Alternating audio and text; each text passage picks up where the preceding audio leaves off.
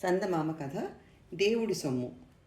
పూర్వం కృష్ణాపురం అనే గ్రామంలో సుబ్బయ్య శెట్టి అనే వర్తకుడు ఉండేవాడు. అతను చుట్టుపక్కల గ్రామాల్లో వడ్డీ వ్యాపారం చేస్తూ ఉండేవాడు.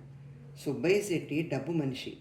ఎంత పిసినారంటే పావలా వస్తుందంటే 10 మైళ్ళు నడిచేవాడు. అతని దగ్గర వడ్డీకి తీసుకున్నవారు రెట్టింపు కట్టాల్సిందే.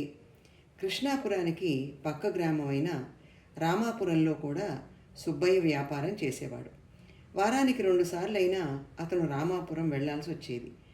ఇబ్బంది ఏమిటంటే రామాపురం వెళ్ళాలంటే ఏరు దాటాలి. అందుకు పడవ సౌకర్యం ఉండేది. ఏరు దాటించేందుకు పడవవాడు ఒక్కో మనిషికి 2 వరహాలు తీసుకునేవాడు.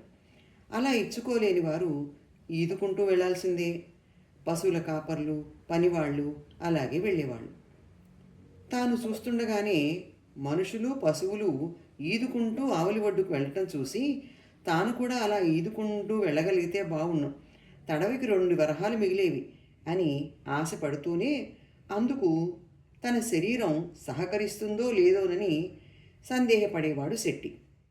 ఒకరోజు శెట్టి పడవ ఎక్కబోతూ పడవవాడితో, నాకు కొంచెం రేటు తగ్గించు, 1 వరహా ఇస్తాను, ఆవలి ఒడ్డుకు తీసుకెళ్ళు అన్నాడు. అందుకు పడవవాడు, అదేం కుదరదు, 1 వరహా ఇచ్చావంటే ఏటి సగంలో దింపేస్తాను, అక్కడి నుంచి ఈదుకుంటూ వెళ్ళు అన్నాడు. పడవవాడు ఎగతాళిగా అన్నా కూడా శెట్టికి వాడి సలహా బాగానే ఉందనిపించింది.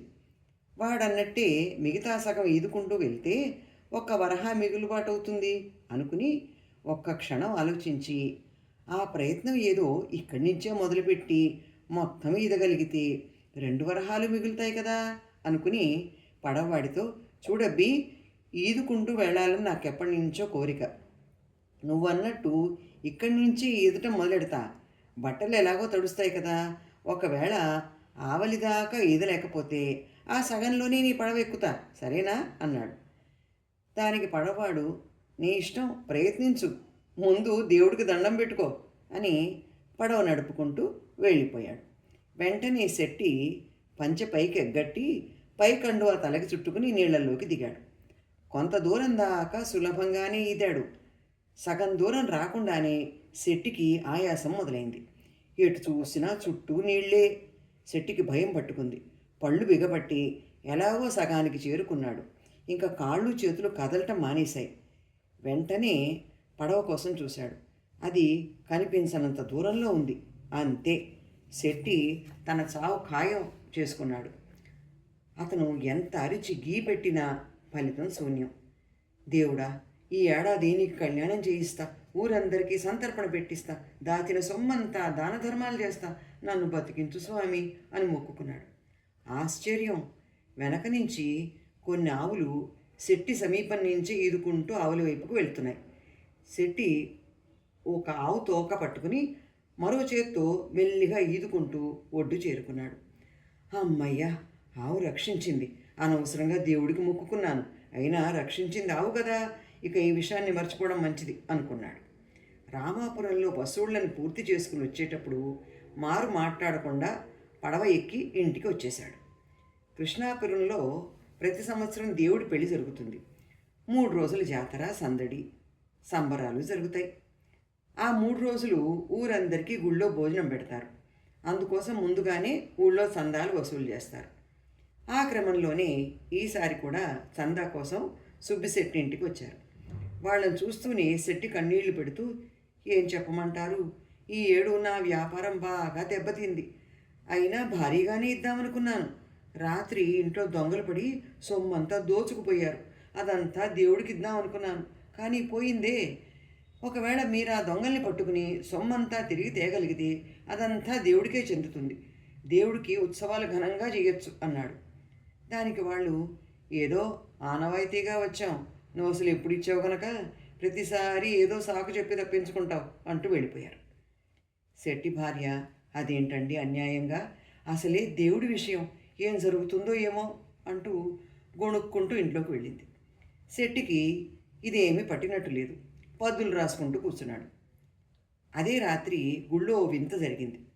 గుడికి దగ్గరలోనే నివాసం ఉంటున్న పూజారికి అర్ధరాత్రి గుడిలో ఏదో అలికిడి వినిపించి లేచి చూశాడు. గర్భగుడి తలుపుల ముందు ఇద్దరు మనుషులు కదులుతున్నట్టు కనిపించింది. వెంటనే పూజారి ఎవరక్కడా, దొంగ దొంగ అంటూ కేకలేశాడు. చుట్టుపక్కల వాళ్ళు కర్రలతో రావడంతో దొంగలు పారిపోయారు. పూజారి లాంతరు వెలిగించి తెచ్చాడు.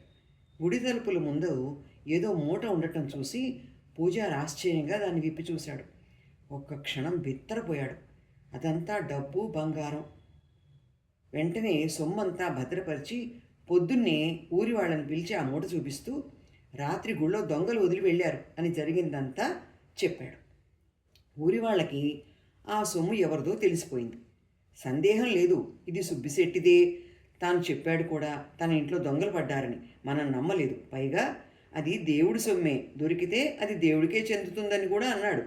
ఇకనే దేవుడి సొమ్ము దేవుడే తప్పించుకున్నాడు. ఈ ఏడు ఉత్సవాలు ఘనంగా జరుపుకోవచ్చు అనుకున్నారు ఊరంతా.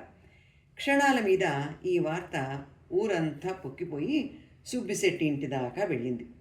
అదే రాత్రి తన ఇంట్లో దొంగలు పడి అంతా దోచుకుపోవటం చూసి శెట్టి దంపతులు లబోదిబో అంటుండగానే ఈ వార్త తెలిసింది. అది విని శెట్టి భార్య ఆనందపడిపోతూ, ఏమండి, మన సొమ్ము గుళ్ళో దొరికిందిట, పదండి వెళ్ళి తెచ్చుకుందాం అంది. శెట్టి పరిస్థితి తేలుకుట్టిన దొంగలా అయింది. భార్యతో, శెట్టి నోరు ముయ్యి, నువ్వు మాట్లాడకు, నేను మాట్లాడను, అదంతా దేవుడి సొమ్ము, మనం దగ్గరుండి కళ్యాణం జరిపిద్దాం అన్నాడు. శెట్టి భార్య నోరు తెరిచి, అంటున్నది మీరేనా? ఇది కళా నిజమా అన్నది. జరిగిన పొరపాటు భార్యకి శెట్టి విపులంగా చెప్పాడు. అంతేకాదు, అది మొదలు శెట్టిలో చాలా మార్పు చోటు చేసుకుంది. కథ బాగుంది కదండి. మరో మంచి కథతో మళ్ళీ కలుద్దాం.